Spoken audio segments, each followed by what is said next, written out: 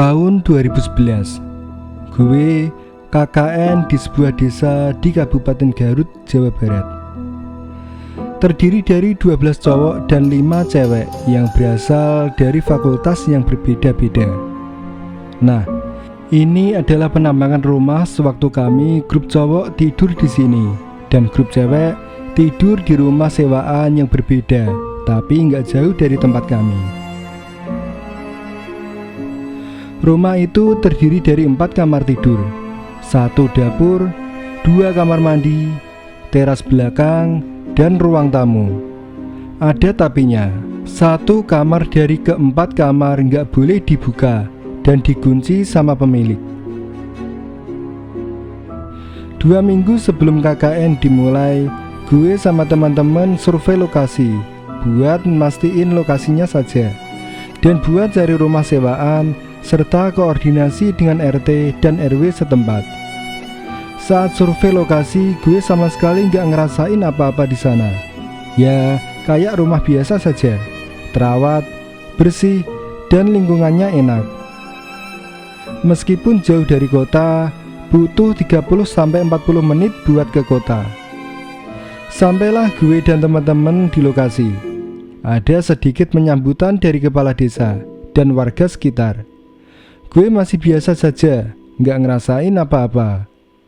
Malam pertama menjelang maghrib, gue ngerasa ada yang berbeda sama rumah itu. Gue mendadak demam dan badan gue dingin. Tapi gue kegerahan malam itu, padahal Garut udaranya dingin. Dan gue hampir tiap maghrib menjelang malam pasti demam, tapi kegerahan. Gue nggak ada riwayat sinus or else. Setiap malam menjelang tidur kita biasanya ngadain rapat untuk mengevaluasi kegiatan harian. Rapat diadakan di ruang tengah, persis di samping kamar yang nggak boleh dibuka. Gue selalu dengar ada suara aneh di kamar itu. Tapi teman-teman gue enggak. Suatu malam saat rapat, tapi gue lupa malam keberapa, gue ke dapur buat nyeduh kopi. Yang dapurnya itu ada kaca tembus ke halaman belakang. Dan gue ngelihat ada orang, kakek, berjenggot lagi ngelihatin kita. Orang itu bukan bagian dari kita. Gue bergegas kembali ke ruang tamu karena mulai ngerasa aneh. Ruang tamunya sisi samping kanan kamar, samping kiri halaman belakang. Gue nengok kiri, si kakek masih ada. Setiap malam gue selalu mimpi aneh di rumah itu. Kebangun tiap malam dan selalu dengar suara-suara aneh di kamar yang nggak boleh dibuka. Teman-teman gue pada biasa saja. Rumah sewaan itu dikelilingi sama sawah dan kebun. Minggu kedua, gue jalan-jalan sendirian. Sore di sekitar rumah, cuman ke belakang rumah saja. Ada kebun dan kobangan yang menurut gue aneh.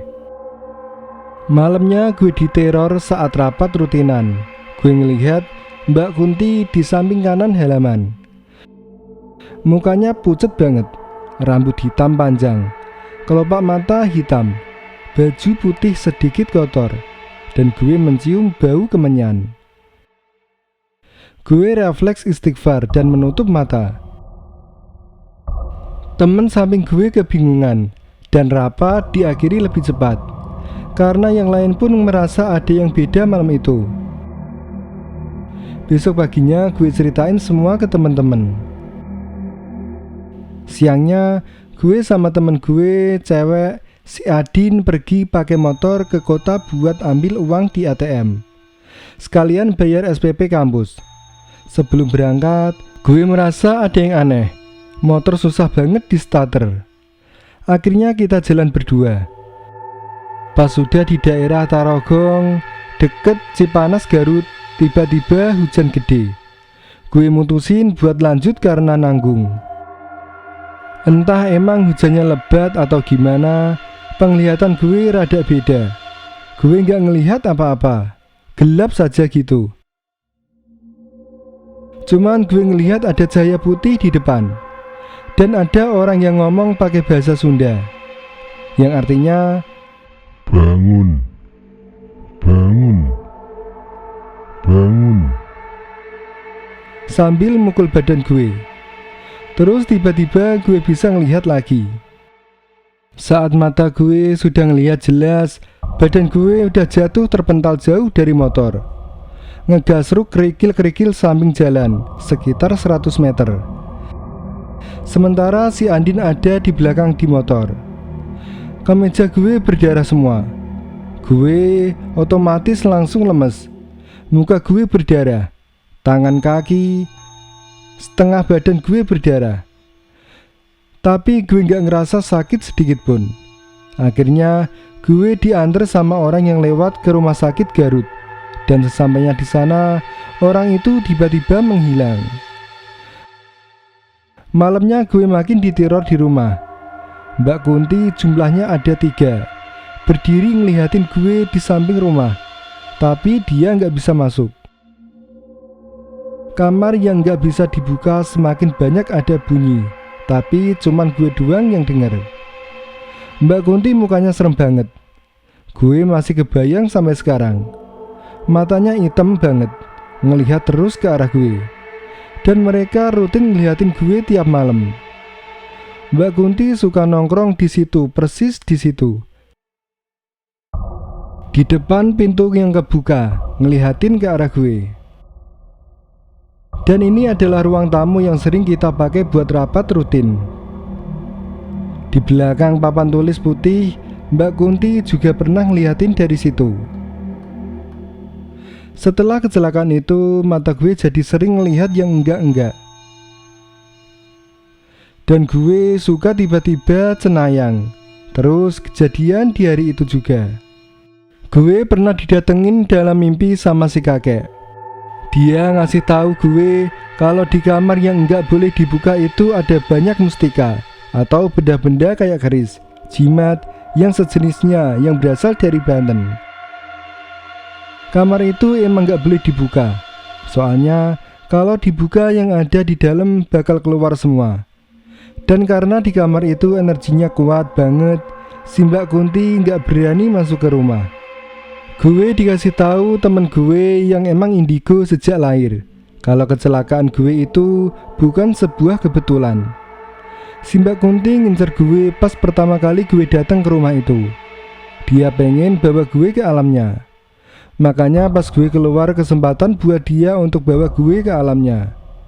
Tapi entah kenapa niatan Mbak Kunti ngebawa gue gagal yang akhirnya gue kecelakaan dan badan gue yang luka-luka. Anehnya, gue nggak ngerasa sakit yang berarti. Biasa saja gitu. Cuman emang makan rada susah karena gigi gue patah. Sepulangnya gue dari KKN, kondisi gue belum membaik 100%. Karena si Mbak Kunti ngikutin gue. Dan tiap malam dia selalu ada di luar, di depan kamar kosan gue, ngelihatin gue terus. Yang akibatnya gue jadi sering sakit-sakitan. Kamar yang gak boleh dibuka persis di belakang foto itu. Kamarnya gelap, ditutupin triplek sama kayu. Apa kain gue lupa lagi. Yang jelas gak bisa dilihat dari luar. 1 tahun setelah KKN, gue dan teman-teman memutuskan untuk napak tilas ke desa itu dan bersilaturahmi sama grup KKN selanjutnya. Kamar yang asalnya nggak boleh dibuka sekarang jadi kamar mandi. Dan tiap malam katanya suka ada yang mandi.